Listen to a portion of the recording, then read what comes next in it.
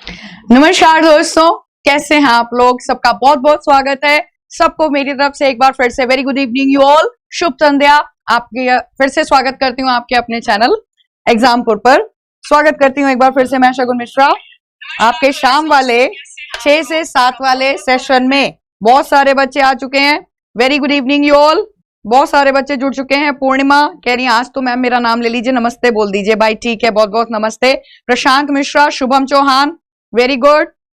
Okay, Chanda, Sandeep, Shankarlal, Shivram, Satish Pal, Gulfam, solution master, okay, Anjani Rathore, Pawan, Yogesh, very good. Shankar Sharma, परिंदों को मिलेंगी मंजिल एक दिन, फैले हुए उनके पर बोलते हैं, वही लोग रहते हैं खामोश अक्सर, जमाने में जिनके हुनर बोलते हैं। बहुत खूब कहा है। शिवा, अरविंद कुमार, सचिन कुमार, आशा, सभी बच्चों का बहुत बहुत स्वागत है एक बार फिर से शाम वाले सेशन में।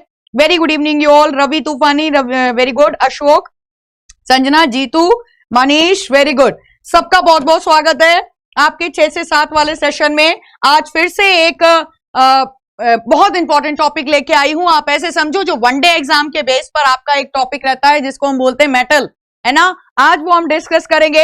आशा करती हूं आपने पिछली 3 क्लासेस, क्योंकि आज चौथी क्लास है, पिछली 3 क्लासेस आपने देखी होंगी और उसमें हमने बिल्कुल फंडामेंटल से जैसे चीजों को उठाया था और आगे क्लियर करने की चीजें कोशिश की थी, उन चीजों को आपने भी कैच करने की कोशिश की होगी। ठीक है, सबको नमस्ते, very good evening you all. सबका नाम लेना थोड़ा उचित नहीं हो पाता है, ठीक है, तो व्यक्तिगत रूप से कोई बुरा मत मानिएगा। चलो इधर।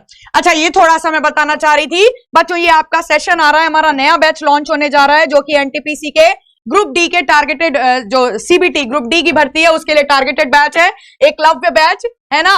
और इसकी फीस मात्र रखी गई है 499 रुपए। इसके स्पेशल पॉइंट्स मैं आपको बता दूं, इसमें ना केवल हम लोग वीडियो क्लासेस के साथ अपनी उस क्लास की पीडीएफ देंगे, इसके अलावा YouTube के अपने जितने भी अब तक सेशन हुए हैं, YouTube के जो फ्री क्लासेस के सेशन हुए हैं, उन सेशन की भी आपको पीडीएफ मिलेगी। इसके अलावा आपको टेस्ट सीरीज इसमें बिल्कुल फ्री मिलने वाली है ना। पीडीएफ नोट्स मिलेंगे, वो तो आपको मिलते ही हैं वैसे भी, है ना। इसके अलावा लाइव रिकॉर्डेड क्लास जो होती है हमारी, कौन सी, जो फ्री क्लासेस होती हैं यूट्यूब वाली, उन सबके पीडीएफ के साथ वो रिकॉर्डेड क्लास और प्लस टेस्ट सीरीज आपको मिलने वाली है। तो ये थोड़ा सा ध्यान रखिएगा। जो भी बच्चे कहीं ना कहीं अगर इसके रिगार्डिंग कोई भी जानकारी चाहते हैं, if you want the further information you can contact on the given number. In numbers पे आप एक कॉन्टैक्ट कर लीजिएगा, ठीक है। खैर, आज का टॉपिक आगे बढ़ाते हैं। आज बहुत इंपॉर्टेंट सेशन होने वाला है, बिकॉज आज का टॉपिक आपका जा रहा है किस टॉपिक की ओर, मेटल नॉन मेटल की ओर। अब मेरी बात समझिएगा, वनडे एग्जाम में जब भी बात होती है कि मैम कौन से टॉपिक ऐसे हैं केमिस्ट्री में जो कि ज्यादातर पूछे जाते हैं, तो मैं आपको बोलती हूं क्या कि एक तो ये वाला टॉपिक जिसको हम बेसिक बोलते हैं केमिस्ट्री की एबीसीडी, जिसको हम जाते हैं किस नाम से, एक तो अम्ल क्षार एवं लवण, अम्ल क्षार एवं लवण, एसिड बेसेस एंड साल्ट्स वाला चैप्टर, ठीक है। और उसके अलावा metal, non metal and semi metal, जिसको हम धातु, अधातु एवं अर्ध धातु के नाम से जानते हैं, है ना। धातु, अधातु एवं अर्ध धातु, ये मेजर चैप्टर रहते हैं, है ना। और इसके अलावा अगर हम बात करें एटॉमिक स्ट्रक्चर, मतलब परमाणु संरचना, वो हम आपसे डिस्कस कर ही चुके हैं, परमाणु संरचना, है ना। खैर, हम ये चीजें आगे डिस्कस करेंगे। अभी मैं ये सारी बातें इसलिए आपको बता रही थी कि टॉपिक मेटल्स को अच्छे से कवर करने की कोशिश करिएगा। केमिस्ट्री के बेसिक्स यहां से उठाए जाते हैं, तो ये चैप्टर आपका वनडे एग्जाम के बेसिस से बहुत इंपॉर्टेंट है। हम एमसीक्यूज के नजरिए से तो कवर करेंगे आज के क्लास में, लेकिन थोड़ा सा देखते हैं कि धातुएं होती क्या हैं, मेटल्स क्या होते हैं। मेरी बात सुनिएगा ध्यान से, धातुएं क्या होती हैं। दोस्तों, मैं जब आपसे परमाणु संरचना का चैप्टर डिस्कस कर रही थी, जब मैंने आपसे परमाणु संरचना चैप्टर कल परसों के लेक्चर में जो डिस्कस किया, उसमें मैंने आपको बताया था बोहर के एटॉमिक मॉडल में कि परमाणु एक गोलाकार कण है जिसमें बीचों बीच में प्रोटॉन और न्यूट्रॉन जैसे मूलभूत कण रहते हैं, जिसको न्यूक्लियस या नाभिक बोलते हैं। जबकि परमाणु के चारों ओर जो भिन्न भिन्न कक्षाएं हैं, जिन्हें ऊर्जा स्तर या एनर्जी लेवल्स बोल दिया जाता है। क्या बोल दिया जाता है? भिन्न भिन्न ऊर्जा स्तर। किसके ऊर्जा स्तर? इलेक्ट्रॉनों के ऊर्जा स्तर, एनर्जी लेवल्स। इनको शेल्स के नाम से हम पढ़ के आते हैं, है ना। ध्यान से सुनो, मेटल्स होते क्या हैं। सुनो मेरी बात, एक्चुअली होता क्या है, जब मेटल शब्द तुम्हारे सामने बोला जाता है, धातुएं, तो हमारे माइंड में तुरंत आता है सोना, हमारे माइंड में तुरंत आता है चांदी, लोहा, निकेल, है ना, जस्ता, ये मेटल्स आते हैं। लेकिन क्या वही धातु है जो हार्ड हो? क्या वही धातु है जो चमकदार हो? क्या वही धातु है जो कि कहीं ना कहीं लस्ट्रस हो? चीजें नहीं समझ में आ रही तो अभी समझते हैं। मेटल किसको माना गया है केमिस्ट्री के अनुसार?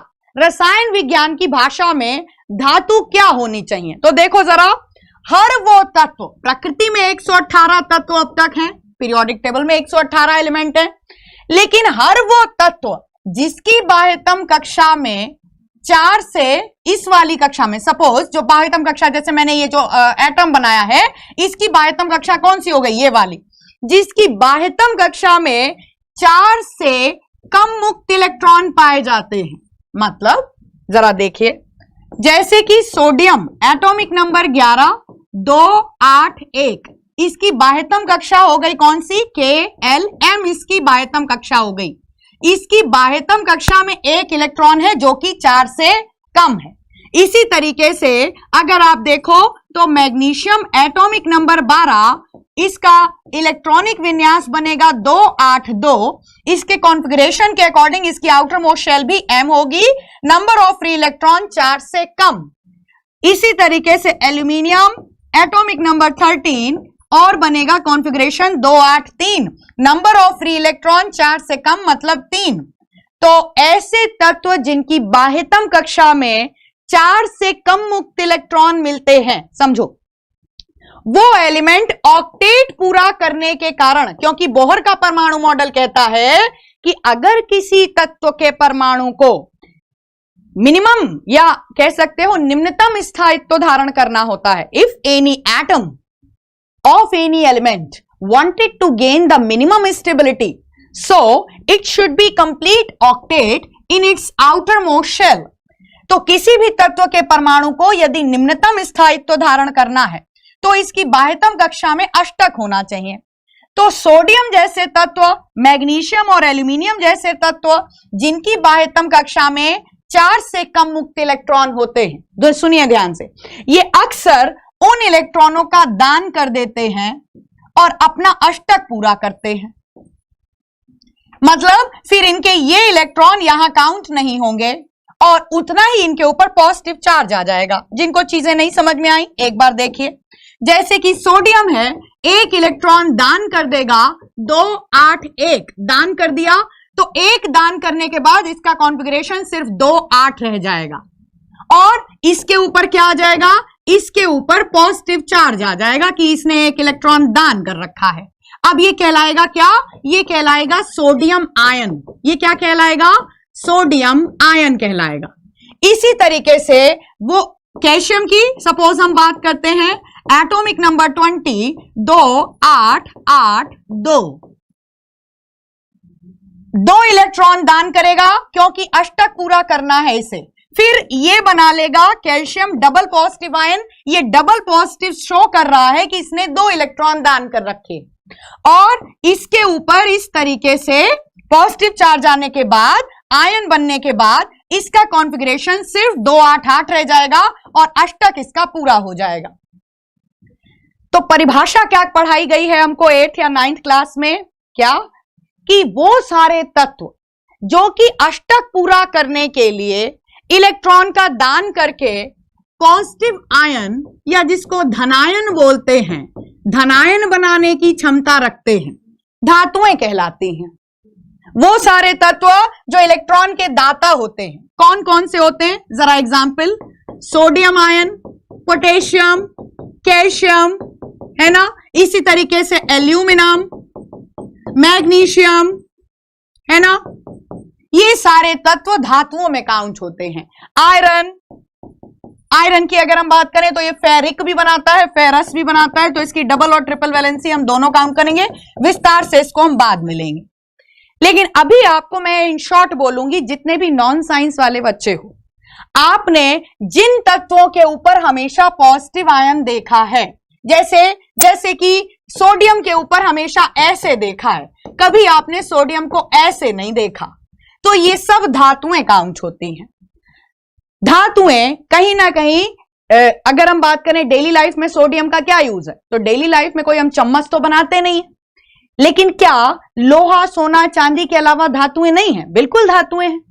बॉडी में अगर कैल्शियम की कमी हो जाती है तो हड्डियां कमजोर पड़ जाती हैं, है ना। ये बेसिक सी चीजें हम डिस्कस कर चुके हैं। अब बात करते हैं इनसे रिलेटेड कुछ क्वेश्चन जो कि आपसे पूछे जाते हैं। मेटल्स क्या होते हैं वो हमने आपके संग अभी डिस्कस करने की कोशिश की।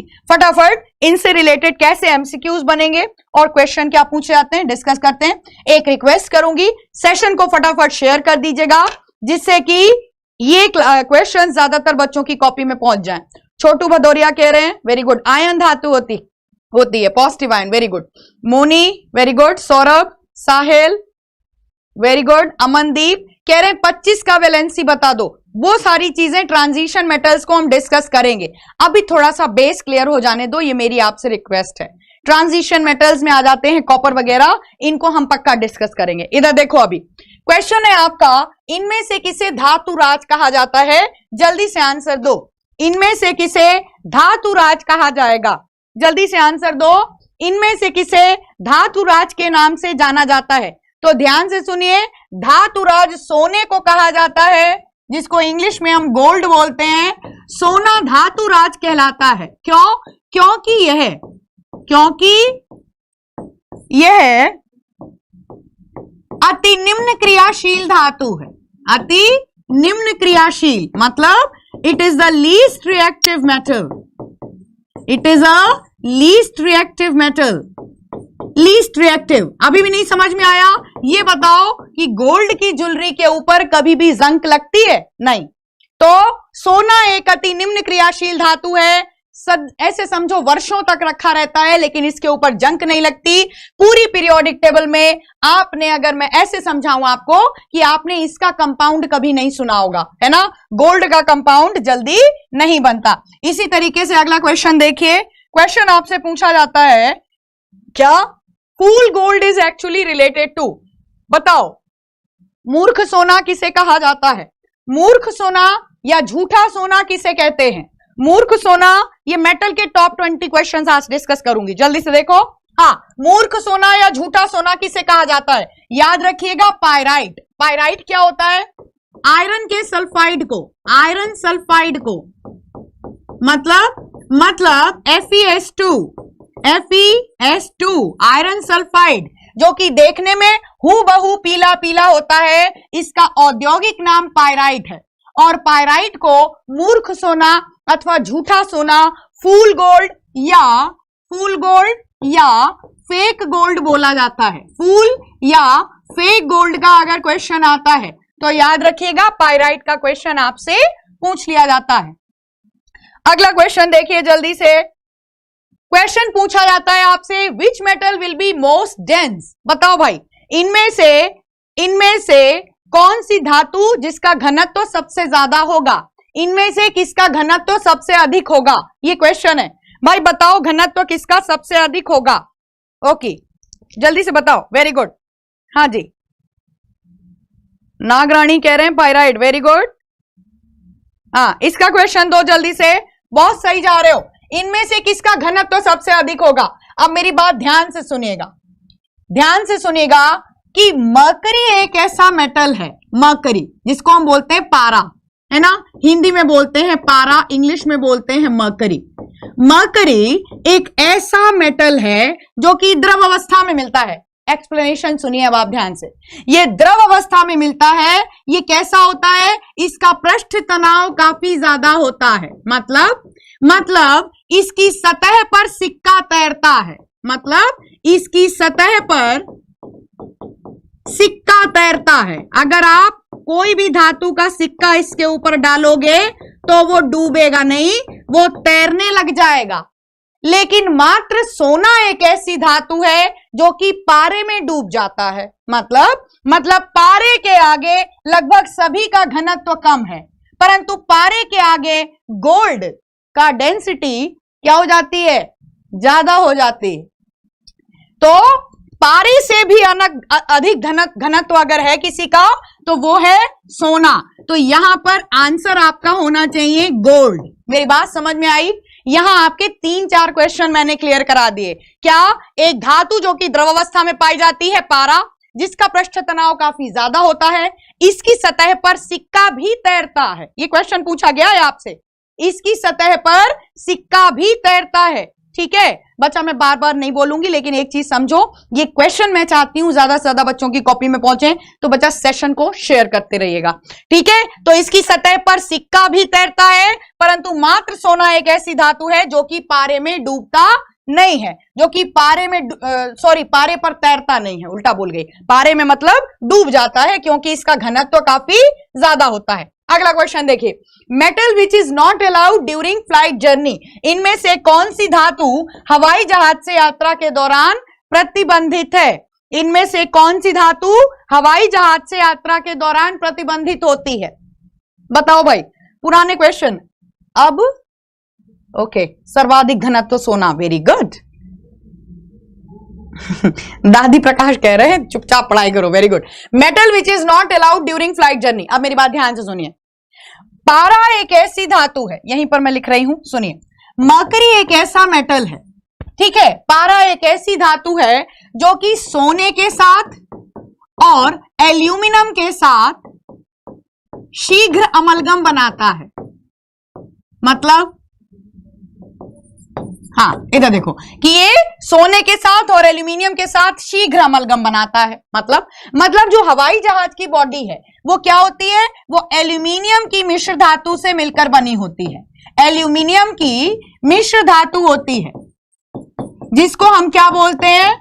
एल्यूमिनियम की मिश्र धातु, जिसको ड्यूरेलिनियम के नाम से जाना जाता है।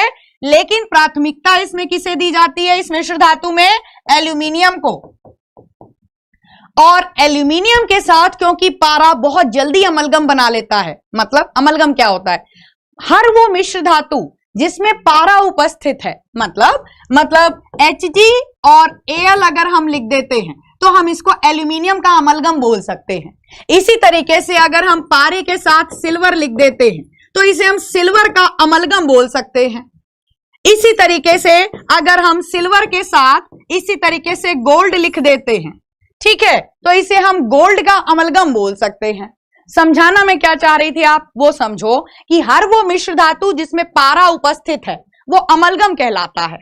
और अगर हम बात करें कि फ्लाइट में क्यों नहीं अलाउ होता है पारा या थर्मोमीटर ले जाना, बिकॉज एल्यूमिनियम के ऊपर अगर पारा टपकाया जाए तो ये प्रैक्टिकल है काफी फेमस कि तुरंत वहां पर अमलगम जैसा बनना शुरू हो जाता है। अमलगम है ना, मिश्र धातु बननी शुरू हो जाती है। तो याद रखिएगा कि क्योंकि इसका एक्सप्लेनेशन क्या होगा, क्योंकि जो हवाई जहाज है वो एल्यूमिनियम की मिश्र धातु से बना है, और एल्यूमिनियम क्योंकि पारे के साथ शीघ्र अमलगम बनाता है, यही कारण है कि हवाई जहाज में पारा प्रतिबंधित होता है। याद रखिएगा। क्वेश्चन सुनिए, mercury never makes amalgam with, बताओ इनमें से किस धातु के साथ पारा कभी अमलगम नहीं बनाएगा? वेरी गुड, जल्दी से आंसर दो। Hg में कोई sir, okay very good. Ma'am amalgam क्या होता है? रश्मि समझ में आ गया अमलगम क्या होता है? हर वो मिश्र धातु जिसमें पारा उपस्थित होता है अमलगम कहलाती है। ठीक है, वेरी गुड, बीच बीच में सेशन को शेयर करते रहिए। ठीक है, वेरी गुड। क्वेश्चन देखिए, पारा किसके साथ अमलगम नहीं बनाता है? तो याद रखिएगा, पारा कभी लोहे के साथ अमलगम नहीं बनाता है। पारा कभी लोहे के साथ अमलगम मतलब बोले तो मिश्र धातु नहीं बनाता। याद रखिएगा, कभी भी आप Hg और Fe ये मिश्र धातु नहीं पढ़ोगे। क्यों? ऐसे समझो, ये इसके संग समांगी मिश्रण नहीं बना पाता, होमोजीनियस सॉल्यूशन नहीं बन पाएगा इसका। तो पारे के साथ कभी लोहा अमलगम नहीं बनाएगा। और एग्जाम अगर तुमसे पूछ चुका है तो कैसे, एक तो डायरेक्ट ऐसे जैसे मैंने पूछा, और दूसरा पूछा है कि बताओ इनमें से किस धातु के पात्र में पारे को रखना चाहिए। तो लैब में अगर हमें क्या रखना है, मरकरी को रखना है, तो लैब में मरकरी को रखने के लिए ऐसी धातु होनी चाहिए जो कि अमलगम ना बना ले, है ना। तो याद रखो लोहे में रखा जाएगा। इसी तरीके से आपसे अगला क्वेश्चन क्या पूछ सकता है, देखो ध्यान से। Alloy used in tooth filling. Dentist जब दांतों में छेद हो जाता है, जिसको बोलते हैं टूथ फिलिंग करना, तो किसका अमलगम प्रयोग किया जाता है। बहुत इंपॉर्टेंट क्वेश्चंस हैं, ध्यान से सुनिए। तो याद रखो किसकी मिश्र धातु का प्रयोग किया जाता है दांतों में भराई के लिए, तो याद रखिए मरकरी एलॉय। मरकरी एलॉय जिसको हम अमलगम बोल सकते हैं, ये क्या होता है, इधर देखो किसका एलॉय, तो मरकरी के साथ सिल्वर का एलॉय, जिसको हम सिल्वर अमलगम भी बोल सकते हैं। क्या बोल सकते हैं, इसको हम चांदी का अमलगम भी कह सकते हैं। भाई एक ही चीज मैं आपको समझाने का प्रयास कर रही हूं कि पारे के साथ कोई भी अगर मिश्र धातु बनती है तो वो अमलगम है, ठीक है, अमलगम है, ठीक है। तो अगर ये जो है इसको हम मरकरी एलॉय भी बोल सकते हैं, मतलब पारे की मिश्र धातु भी बोल सकते हैं, तो हम इसको सिल्वर अमलगम भी बोल सकते हैं। इसका दांतों में भरावन के लिए प्रयोग किया जाता है। ये क्वेश्चन आप ध्यान रखिएगा। अगला क्वेश्चन फटाफट डिस्कस करते हैं। क्वेश्चन पूछता है stainless steel is hard because of. Stainless steel की कठोरता इनमें से किसके कारण अधिक होती है। Very good, Ashok, Royal, Gulzar, very good, Shailendra Kumar, Shivam Verma, Sanjeev, Exampur student, Avneesh Gautam, Shivam Verma, D Kumar, success mantra, very good, बहुत सही जा रहे हो, लकी राय, शिव मानी शर्मा, वेरी गुड, पूर्णिमा, पारा मिश्र धातु, वेरी गुड। इधर देखो स्टील की कठोरता किसके कारण बनती है। अब मेरी बात सुनना ध्यान से। किचन में अगर हम लोहे के बर्तन यूज करें, सॉरी,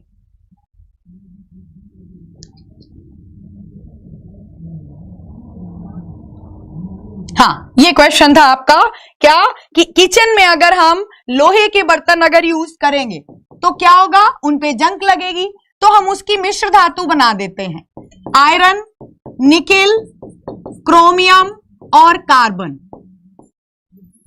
मिश्र धातु क्यों बनाई जाती है भाई, दैनिक जीवन में हम पीतल यूज करते हैं जिसको हम इंग्लिश में बोलते हैं ब्रास, वो भी मिश्र धातु होती है किसकी, कॉपर की और जिंक की। ये क्यों मिश्र धातुएं हम बना देते हैं, सरल सी भाषा में समझो कि शुद्ध धातुओं के ऊपर जंग लगती है। शुद्ध धातुओं की फितरत है कि वो वातावरण में पाई जाने वाली गैसों के साथ अशुद्धि की लेयर बना लेती हैं। जैसे लोहे की अगर हम बात करें तो एटमॉस्फेयर में प्रेजेंट ऑक्सीजन के साथ और मॉइस्चर के साथ जलवाष्प और ऑक्सीजन के कारण लोहे के ऊपर भूरी भूरी जंग लग जाती है। इसकी किसकी परत जम जाती है, आयरन ऑक्साइड की, है ना। तो मिश्र धातु बनाने का कारण क्या है, धातुओं को जंग रहित बनाना। तो हम स्टेनलेस स्टील जो बनाते हैं उसमें हम 4 मिश्र धातुएं यूज करते हैं, आयरन, निकेल, क्रोमियम और कार्बन, जिसमें 3 धातुएं हैं और कार्बन अधातु है जो कि क्या करेगा, जो कि कठोरता प्रदान करने का काम करता है। याद रखिएगा स्टेनलेस स्टील में कार्बन मिलाने का उद्देश्य मात्र कठोरता प्रदान करना है, और यही कारण है कि कार्बन की बहुत कम मात्रा अराउंड 0.1 टू मैक्सिमम 1.5% इतनी मात्रा ही मिलाई जाती है। तो कार्बन कठोरता प्रदान करने का कार्य करता है किसमें, स्टेनलेस स्टील में। वेरी गुड, चलो अगला क्वेश्चन ध्यान रखिए। Main ore of iron in nature, प्रकृति में लोहा सबसे ज्यादा किस अयस्क के रूप में प्राप्त होता है। क्वेश्चन बताइए, प्रकृति में लोहा सबसे ज्यादा किस रूप में प्राप्त होता है, प्रकृति में लोहा किस अयस्क के रूप में सबसे ज्यादा प्राप्त होता है। एक काम करें, इस क्वेश्चन को हम समझेंगे, पहले हम यहां पर अयस्क के बारे में बात करना चाहते हैं आपसे। अयस्क क्या होते हैं बच्चा, ये बताओ पहले, है ना। अयस्क क्या होते हैं, जिसको हम अयस्क बोलते हैं या अंग्रेजी में ओर बोलते हैं। बहुत ध्यान से मेरी बात सुनिएगा, ठीक है, अगर कोऑर्डिनेट करोगे तो सारी चीजें क्लियर होंगी। कि घर में लोहे का बर्तन रखा है, इसके ऊपर ऑक्सीजन और मॉइस्चर के कारण जंग लग गई और हमने बोला Fe2O3 आयरन ऑक्साइड की क्या लग गई, जंक लग गई, रस्टिंग हो गई इंग्लिश में बोले तो। लेकिन एक बात बताओ, घर में अगर हमने लोहे की साइकिल, लोहे का चाकू, लोहे का बर्तन आंगन में छोड़ दिया तो उसके ऊपर ये जंग लग गई। लेकिन जब आप प्रकृति से लोहा लेने जाते हो, मतलब आयरन की जब, इस्पात की जब खनन होता है, तो बताओ कि प्रकृति किस रूप में तुम्हें लोहा देगी? अरे प्रकृति में लोहा हो और चाहे घर में लोहे की कढ़ाई हो, बनाएगी तो आयरन का ऑक्साइड ही। तो ऐसे समझो, जिसको हम हेमेटाइट बोल रहे हैं वो है क्या? ये हेमेटाइट Fe2O3 ही है। अयस्क क्या होते हैं? प्रकृति में जब धातुओं को आप मांगने जाते हो तो प्रकृति आपको धातु शुद्ध रूप में ना देकर अशुद्धि के साथ देती है। मतलब धातुओं का कंपाउंड, मतलब यौगिक रूप हमें मिलता है। और क्या रूप मिलता है लोहे का? ऑक्साइड रूप मिलता है।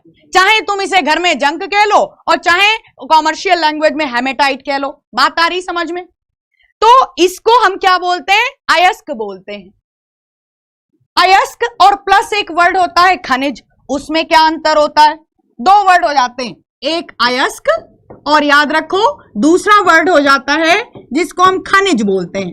मैं मिनरल और ओर्स, इसमें अंतर क्या है? अब मैं एक सिचुएशन दे रही हूं आपको। कोई मेटल है X और प्रकृति में ये 3 यौगिकों के रूप में प्राप्त होती है, जैसे A, B और C। X मेटल है, मान लो लोहा ही है, इसके 3 कंपाउंड हैं जिनको अभी हम अयस्क बोल रहे थे या कुछ भी बोल रहे हैं, ठीक है। अगर हम A से निकालते हैं X मेटल को तो मिलती 75%, लागत आती 5 करोड़ रुपए। B से जब हम निकालते हैं तो मिलती है 30%, लागत आती है सपोज एग्जाम्पल के तौर पे 4 करोड़ रुपए। और इसी तरीके से जब हम C से निकालते हैं, ठीक है, तो मिलती है 80% और लागत आती है 3 करोड़ रुपए। अगर मैं तुमसे पूछूं कि प्रकृति तो तुम 3 रूपों में दे रही है तुम्हें धातु, तुम किस में पैसा लगाओगे? तुम किस में पैसा लगाओगे? तो आप अभी तुरंत मेरे को आंसर दोगे कि मैम 80% मिलेगी और मात्र 3 करोड़ में। तो ये वाला ऑप्शन ज्यादा सुइटेबल है इन्वेस्टमेंट के पर्पज से। तो अब मेरी बात आप ध्यान से सुनोगे। आज के बाद आप खनिज और अयस्क, मिनरल्स और ओर्स में कंफ्यूज मत होना। क्यों? क्योंकि डेफिनेशन क्या कहती है कि प्रकृति में अगर कोई धातु किसी भी कंपाउंड के रूप में मिल रही है तो वो उसका खनिज होगा। लेकिन सरकार जिस खनिज को चुनती है उस धातु के निष्कर्षण के लिए, उसको हम अयस्क बोलेंगे। समझ में आ रही मेरी बात? एग्जाम्पल के तौर पे जैसे A, B, C, ये तीनों इसके क्या कहलाएंगे? मिनरल्स कहलाएंगे। इसके मिनरल्स कहलाएंगे। लेकिन ओर्स क्या कहलाएंगे? और सिर्फ वो कहलाएगा जिस पे आप पैसा लगाने के लिए या गवर्नमेंट पैसा लगाने के लिए चूज करती है। Is it clear? तो ये चीजें आपको थोड़ा सा क्लियर होनी चाहिए, इसलिए मैंने बीच में बताया। चलो वापस आते हैं एमसीक्यू पे। फिलहाल यहां पे सही आंसर आपका क्या होगा? यहां पे सही आंसर आपका होगा that is haematite. Haematite is the right answer here. ठीक है, अगला क्वेश्चन फटाफट देखिए। क्वेश्चन आपसे पूछा जाता है कि ruby and sapphires are chemically known as. प्रकृति में हम कीमती रत्न सुनते हैं किस नाम से? माणिक और नीलम के नाम से। तो प्रकृति में माणिक तथा नीलम ये क्या कहलाते हैं? माइका कहलाते हैं। हिंदी में भी इसको हम लिख देते हैं माइका। कोरंडम को अभ्रक बोलते हैं। क्या कहलाता है? आंसर दीजिए। इसको अभ्रक बोलते हैं, अगर आपने पढ़ा होगा क्ले। इसको चीका मिट्टी भी बोल देते हैं या इसको चिकनी मिट्टी भी बोल देते हैं। और टेल्क रॉक को बाय द वे इसी के नाम से जाना जाता है। टेल्क चट्टान बोल सकते हो आप। बताओ भाई, प्रकृति में जो कीमती रत्न होते हैं, वेरी गुड, बहुत सारे, पूर्णिमा वेरी गुड, मोनी, सुरजीत, छोटू, बहुत सारे लोगों ने सही आंसर दिया है। क्या? कोरंडम, जिसको अभ्रक के नाम से जाना जाता है। अब मेरी बात ध्यान से सुनिएगा। हम लोग उंगलियों में लोगों को रत्न पहने देखते हैं, जैसे कि लाल रंग का पत्थर होता है, वो आपने इस उंगली में लोगों को पहने देखा होगा। इसको हम इंग्लिश में रूबी बोलते हैं, माणिक। और इसी तरीके से नीलम, ये नीले रंग का होता है। आपने मिडिल फिंगर में लोगों को पहने देखा होगा। इसी तरीके से इस वाली फिंगर में आपने पीले रंग का पुखराज पहने देखा होगा। ये क्या होते हैं? प्रकृति में अगर आप केमिकली टेस्ट कराने जाओ, जैसे हीरा, इधर सुनो, जैसे हम हीरा वर्ड यूज करते हैं डायमंड, तो डायमंड क्या है? केमिस्ट्री की लैंग्वेज में कार्बन का एलोट्रोप है, जिसमें carbon carbon atom tetrahedron structure में मिलते हैं। इसको मैडम हीरा बोलते हैं। सिंपल सी बात है ना, यही तो बोलते हो हीरा, है ना। इसी तरीके से अगर आपको माणिक और नीलम को डिफाइन करना पड़े तो याद रखना, माणिक और नीलम क्या होते हैं? एल्यूमिनियम के ऑक्साइड होते हैं, जिनको कोरंडम जाति का पत्थर या अभ्रक के नाम से हिंदी मीडियम में पूछा जाता है।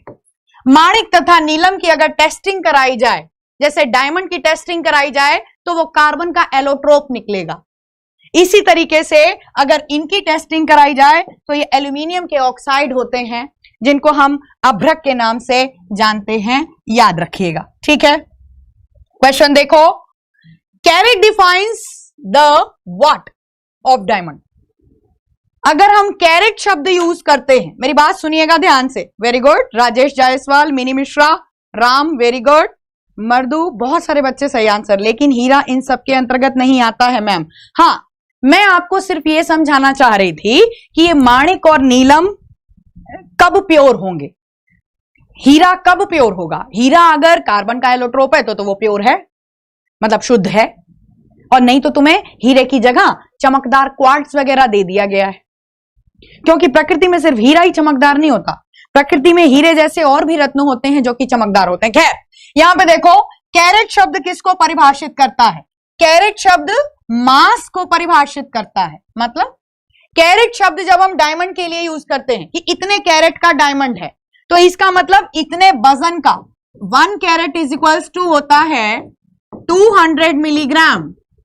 याद रखिएगा, तो कैरेट शब्द किसी भी रत्न के वजन को बताता है, कितने रत्ती का। इधर सुनो, इंटरनेशनल लैंग्वेज हम कैरेट यूज करते हैं, जबकि इंडिया में अगर आप ज्वेलर्स की दुकान पे जाओगे तो वो आपसे पूछेंगे कितने रत्ती का दे दें, क्योंकि 1 रत्ती इज इक्वल्स टू 180 मिलीग्राम। मेरी बात समझिएगा ध्यान से।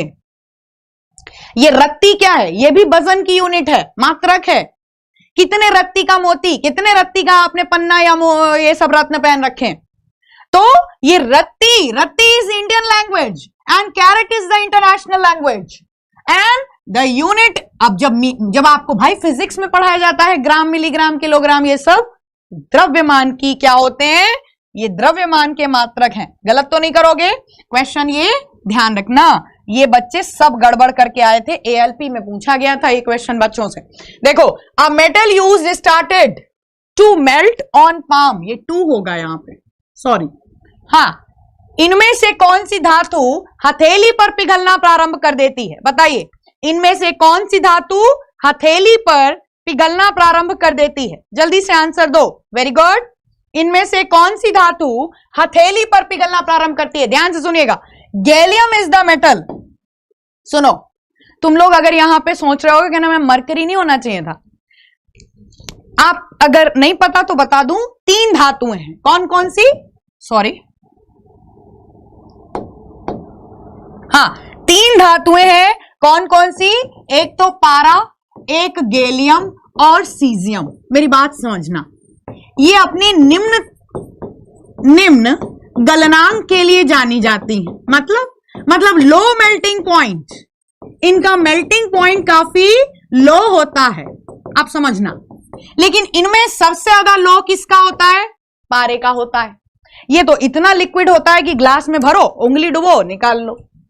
लेकिन अगर हम बात करते हैं इन दोनों की, तो पारे के बाद गैलियम एक ऐसी धातु है, सर्दियों में जैसे गोले का तेल जम जाता है, सर्दियों में जैसे देसी घी जम जाता है, हथेली पे रखा पिघल गया, ऐसा होता है।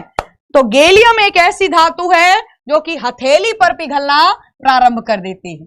सपोज अगर यहां पर गैलियम भी नहीं होता तो आप सीजियम के साथ जा सकते हो। कंसेप्ट को समझो, ये धातुएं नहीं है आंखों के सामने मोम की तरह पिघल जाए ऐसी धातुएं हैं।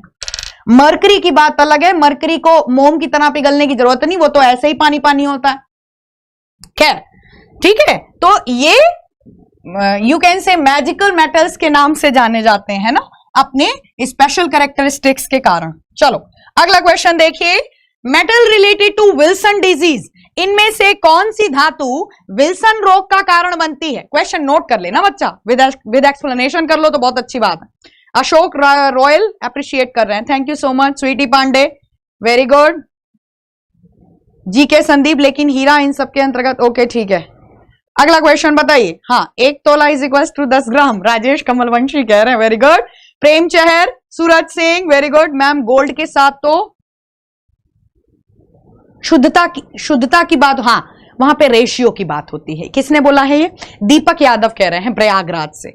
सुनिए दीपक जी, जब रत्नों में बात करते हैं, देखो मेरी बात समझना, किसी धातु में मिलावट की जा सकती है, पत्थर में मिलावट नहीं होती। पत्थर में जब बात करते हैं तो वजन की लैंग्वेज में बात करते हैं, लेकिन जब धातुओं में बात करते हैं तो अनुपात के अनुसार बात करते हैं, ठीक है। बहुत सही क्वेश्चन वैसे पूछा आपने दीपक जी।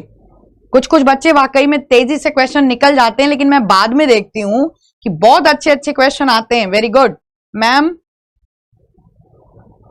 थ्योरी क्यों नहीं करा रहे बच्चा? ये वाले क्वेश्चन ऐसे हैं ना, डेली लाइफ से रिलेटेड क्वेश्चंस हैं, तो इनको आप एमसीक्यू के माध्यम से विद एक्सप्लेनेशन कर लो, कॉपी में नोट कर लो। मेरा ऐसा मानना है ये इस तरीके से ज्यादा बेटर तरीके से हो जाएंगे। जहां पर थ्योरी की जरूरत लगी कि मेटल होते क्या हैं, वो मैंने आपको बताया, तो आपको थोड़ा सा बच्चा बिलीव करना पड़ेगा, मैं आपको यही बात बोलूंगी अब, ठीक है। चलो, जहां पर थ्योरी की रिक्वायरमेंट होगी वहां पे जरूर हम कलम चलाने में चूकेंगे नहीं। देखो इधर, metal related to Wilson disease, इनमें से कौन सी धातु विल्सन रोग का कारण बनती है?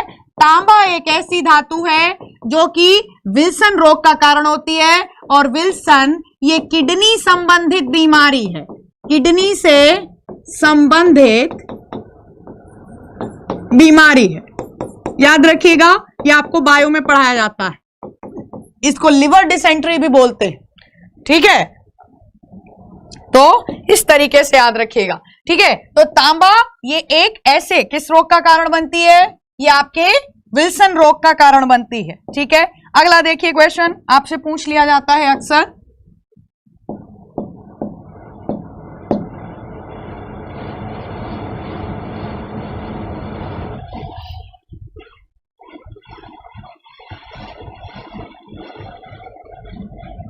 हाँ अब देखो, German silver is not related to, question पूछा जाता है आपसे कि जर्मन सिल्वर इनमें से किससे संबंधित नहीं है। वेरी गुड मैम, आपका वीडियो बहुत पीछे चल रहा है, क्या बता रहे हैं बच्चे? आपका वीडियो बहुत पीछे चल रहा है, रिफ्रेश कीजिए। अच्छा जी, हम अपना वीडियो रिफ्रेश कर लें, थोड़ा सा नेटवर्क इश्यू हो रहा है, ये भी समझो आप। जर्मन सिल्वर किससे संबंधित है? तो जरा देखो, जर्मन सिल्वर एक ऐसी मिश्र धातु होती है जो कि कॉपर, निकेल, जिंक से संबंधित है। इसमें सिल्वर का लेना देना ही नहीं है। मतलब वैज्ञानिक थे जिनका नाम था जर्मन E.A. गेटनर, समझना मेरी बात, वैज्ञानिक थे जिनका नाम था जर्मन E.A. गेटनर। उन्होंने डिस्कवर की थी एक मिश्र धातु जिसका जो कि किससे मिलकर बनाई थी? तांबा, निकिल और जस्ता से मिलकर बनाई गई थी। निकिल एक ऐसी धातु होती है जो चांदी की तरह चमकदार होती है। तो इस मिश्र धातु का कलर कैसा दिखा? चांदी की तरह उज्जवल। तो जर्मन सर ने अपने नाम के आधार पर इसका नाम रख दिया जर्मन के द्वारा मिश्र धातु ऐसी जो कि किसकी तरह दिखती है? सिल्वर की तरह, नाम रख दिया जर्मन सिल्वर। अन्यथा इसका सिल्वर से कोई लेना देना नहीं है।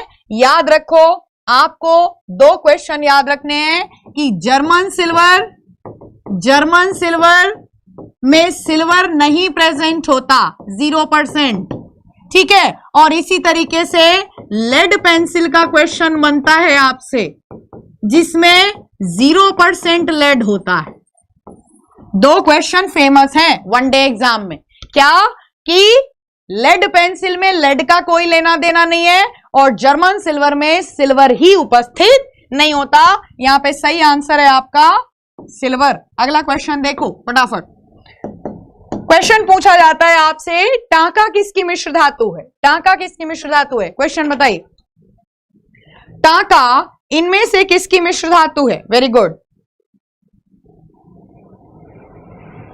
प्रिंसी ओमर एक्सप्लेन कर रही है, वेरी गुड बेटा, गॉड ब्लेस यू, बहुत अच्छे से एक्सप्लेन कर रही है। Rakesh Ranjan Jha, Mini Mishra, Amit Yadav, Abhilasha, Mishti, Chandra, Sunil, very good, answer participate करते हैं, very good. Amit Yadav, Pappu Kumar, Kishan Thakur, Sunil Haripura, very good guys, you are seriously so active. Good evening ma'am, Gaurav कह रहे हैं, वेरी गुड इवनिंग। चलो इधर लगे रहो। हाँ, टांका किसकी मिश्र धातु है? टांका होता क्या है? बहुत सिंपल सी लैंग्वेज में समझो, टांका क्या होता है? इसको हम सोल्डर बोलते हैं। सोल्डरिंग रॉड आपने देखी होगी।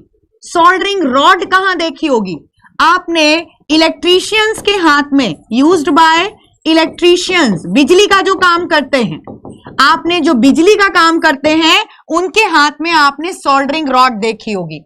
कौन से वाले इलेक्ट्रीशियन? जो मोबाइल का काम करते हैं, मोबाइल मैकेनिक या टीवी मैकेनिक होते हैं, इनके हाथ में आपने अक्सर देखी होगी। नहीं देखी? चलो दिखाते हैं। सपोज आपने कहा मेरा स्पीकर प्रॉपर वर्क नहीं कर रहा मोबाइल का, उसने पीछे से खोला ढक्कन, उसने कहा इसमें छोटे छोटे वायर हैं, वो थोड़े से चिपकन उनकी खत्म हो गई, तो तांबे के छोटे छोटे से पार्ट्स को चिपकाने के लिए मिश्र धातु का प्रयोग करते हैं। किसकी? लेड और टिन की। 50% जिसको बोलते हैं लेड और 50% टिन। तो ये लेड तथा टिन की मिश्र धातु होती है जिसको सोल्डर बोलते हैं। रॉड निकाली और जूते के पॉलिश जैसी डिब्बी, और आपने ऐसे करके टांका लगाते देखा होगा। चिपका के जोड़ना, दो शब्द होते हैं, मेरी बात सुनना। एक होता है मेटल वेल्डिंग और एक होता है मेटल सोल्डरिंग। सपोज किसी लोहे की चेयर पे आप बैठे हो, उसका पाया टूट गया, या आपके बालकनी पर ग्रिल लग रहा है, तो उसकी सोल्डरिंग करोगे, वेल्डिंग। ऑब्वियस सी बात है, वहां पे वेल्डिंग चलेगी। वेल्डिंग और सोल्डरिंग में मैम अंतर क्या है? वेल्डिंग का मतलब पिघला के जोड़ना। ये दो टुकड़े सपोज लोहे के टूट गए, इनको पिघला के जोड़ना। किससे पिघलाएंगे? इसको हम एसिटिलीन की ज्वाला से पिघलाएंगे। एसिटिलीन की, ऑक्सी एसिटिलीन की तेज ज्वाला डाली जाएगी तो ये जुड़ जाएंगे पिघल के। और जब चिपका के जोड़ते हैं तो मिश्र धातु यूज करते हैं जिसको हम टांका बोलते हैं। और चिपका के किसे जोड़ते हैं? छोटे छोटे से वायर्स को जोड़ा जाता है, ना कि फोल्डिंग बेड को जोड़ोगे। है ना? तो इस तरीके से याद रखिएगा, छोटी छोटी सी चीजें आपको कंफ्यूज कर देती हैं, है ना? चलो, metal which is best conductor of electricity, इनमें से कौन सी धातु विद्युत तथा ऊष्मा की उत्तम चालक होती है? जल्दी से बताओ। धातु जो कि विद्युत तथा ऊष्मा की उत्तम चालक धातु है, भाई जल्दी से बताओ, उत्तम चालक धातु कौन सी होती है? चांदी विद्युत तथा ऊष्मा की उत्तम चालक धातु है। The best conductor of electricity. महंगी होती है, इसलिए हम तारों में सेकंड बेस्ट ऑप्शन का यूज करते हैं, जैसे तांबा बोला जाता है। तो याद रखिए, चांदी ये विद्युत तथा ऊष्मा की उत्तम चालक धातु है। आपसे क्वेश्चन अक्सर पूछ लिया जाता है। अगला क्वेश्चन जल्दी से देखो। हाईएस्ट रिएक्टिव मेटल, आवर्त सारणी की सबसे उच्च अभिक्रियाशील धातु कौन सी होगी? इस सेशन को बच्चा कोशिश किया करो कि ये ज्यादा से ज्यादा, क्योंकि तुम बिलीव नहीं मानोगे, इस सेशन का उद्देश्य ही सिर्फ मैं ये रखती हूं कि ये क्वेश्चन विद एक्सप्लेनेशन अगर किसी बच्चे की कॉपी में जा रहे हैं, काम चल जाएगा उसका आराम से। ये मेरे पेड बैचेस के बच्चे भी जानते हैं बहुत अच्छे से कि मैम थ्योरी कराने के साथ साथ जब ये एमसीक्यूज उठाती हैं, ठीक है, और इनको जब कराने के दौरान एक्सप्लेनेशन देती हैं, वो बच्चे के लिए एनफ है। लेकिन बच्चे कहीं ना कहीं सीरियस लेते नहीं। चलो, हाईएस्ट रिएक्टिव मेटल, जल्दी से बताओ, इनमें से कौन सी धातु पूरी आवर्त सारणी में सबसे उच्च अभिक्रियाशील धातु है? आंसर दो। ये चांदी के संग क्यों जा रहे हो? गोल्ड, चांदी। कुछ बच्चों ने, जैसे शंकर ने, श्याम ने, वेरी गुड, संतोष ने, रोहित, वेरी गुड, पूर्णिमा, रोहित, राकेश, साहू, बहुत सारे बच्चे सही आंसर दे रहे हैं। Sarika, Sanjeev, Ramesh and so many more. चलो इधर देखो, francium is the right answer है। Francium is the right answer है। फ्रेंशियम को मैडम फ्रेंशियम कैसे आ गई? ये फ्रेंशियम कैसे आ गई? जरा देखो भाई, फ्रेंशियम कैसे आ गई? Hydrogen, lithium, sodium, potassium, rubidium, caesium, francium. ऊपर से नीचे बढ़ते हैं, एटॉमिक नंबर 1, 3, 11, 19, इसका आ जाएगा 37, मतलब 37, 55 और इसका आएगा 87। तो मैडम इसका हम क्या करें? सिंपल सी लैंग्वेज में समझिए कि ग्रुप में, किसी भी ग्रुप में जितना नीचे की ओर आओगे एटॉमिक नंबर बढ़ेगा। एटॉमिक नंबर बढ़ने के साथ साथ इलेक्ट्रॉनिक विन्यास बढ़ेगा और इलेक्ट्रॉन में वैलेंस इलेक्ट्रॉन न्यूक्लियस से उतना ही दूर हो गया। हाइड्रोजन का अगर आप स्ट्रक्चर बनवाओ तो न्यूक्लियस के जस्ट पास के शेल में एक इलेक्ट्रॉन प्रेजेंट है। यहां एक प्रैक्टिकल चीज मैं आपको बताना चाहूंगी। परमाणु में जो वैलेंस इलेक्ट्रॉन है, ये वैलेंस इलेक्ट्रॉन मैडम क्या होता है? तुम इधर आओ, तुम इधर आओ, इधर देख भाई। Hydrogen atomic number 1 configuration 1, lithium 3 configuration 2 1। Valence electron इसमें के शेल में, इसमें एल शेल में, है ना। हाइड्रोजन, लिथियम, सोडियम, ऐसे ही चलो मैं पोटेशियम का और लिख लेती हूं। अब यहां ध्यान से देखना, 281 के एल एम में पहुंच गया, है ना, और इसमें 2881 कहां? के एल एम एन में पहुंच गया, एन में। हाइड्रोजन में अगर वैलेंस इलेक्ट्रॉन तुम न्यूक्लियस के जस्ट पास दिखाओगे तो पोटेशियम में यही इलेक्ट्रॉन न्यूक्लियस के यहां पे दिखाओगे, के एल एम, ये रहा एन, एन में दिखाओगे। जल्दी से बताओ, वैलेंस इलेक्ट्रॉन जो है, ये वाला इलेक्ट्रॉन है, ये वाला जो कि दान होना है, ये हाइड्रोजन में सबसे पास है या पोटेशियम में सबसे पास है? तो अभी आप तुरंत बोलोगे कि मैम उसमें काफी बिल्कुल पास है। तो ये भी तो देखो, इलेक्ट्रॉन सबसे ज्यादा आकर्षण बल किसके संग लग रहा है? इलेक्ट्रॉन के ऊपर न्यूक्लियस के द्वारा हाइड्रोजन में। संयोजक इलेक्ट्रॉन जिसको हम बोलते हैं वैलेंस इलेक्ट्रॉन, कंसेप्ट को समझो, रटो मत, इतना बुरा सब्जेक्ट नहीं है केमिस्ट्री।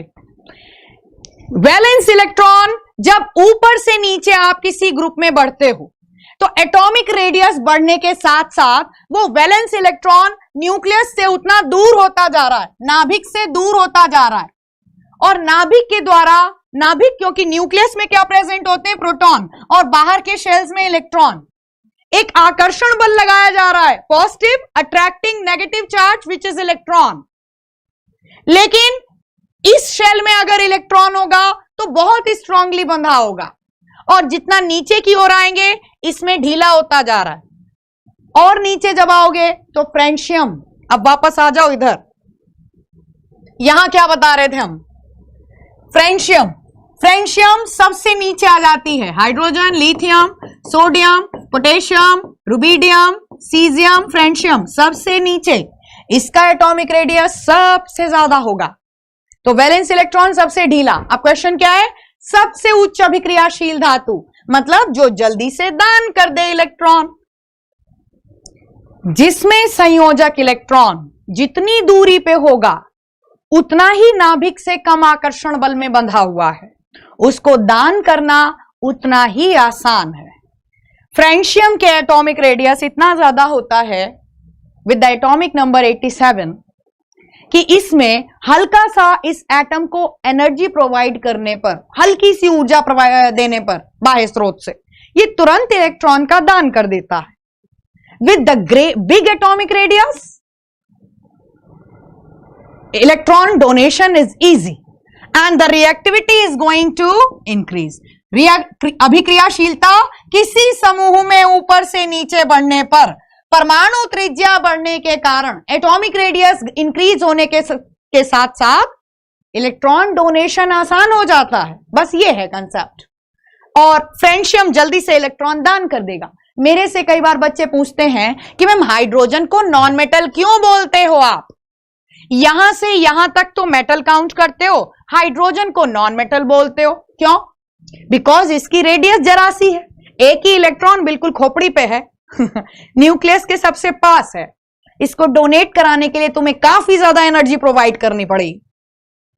आज एक्चुअली तुम्हारी मेटल की पहली क्लास है, दिक्कत हो रही होंगी चीजें, लेकिन एक एक चीज क्लियर करेंगे इसी क्लास में, ठीक है? आज का सेशन इतना ही रखते हैं। जो भी चीजें आपको क्लियर हुई हो, ठीक है, उनको फटाफट कॉपी पेन पे नोट कर लेना, और YouTube पे पड़ी हुई वीडियो है, बैक में जाके 70 बार पॉज करो, बट चीजों को कॉपी में नोट कर लो। ठीक है, थैंक यू सो मच। आज का सेशन इतना ही रखते हैं।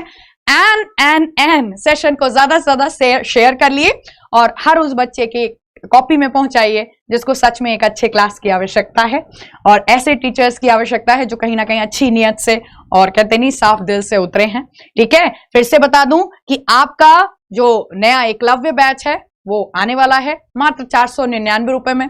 ठीक है, बाकी मैं ज्यादा कुछ नहीं कहूंगी, तुम खुद भी समझदार हो, आजकल लोग 500 रुपए का पिज्जा पाक खा के फेंक देते हैं। खैर ठीक है, तो इसमें हम लोग बहुत गुरु दक्षिणा नाम इसीलिए रखा है क्योंकि वाकई में ये गुरु दक्षिणा जैसा बैच है 499 रुपए में, है ना, जिसमें हमने आपको बताया कि लेक्चर के साथ साथ पीडीएफ तो देंगे ही देंगे।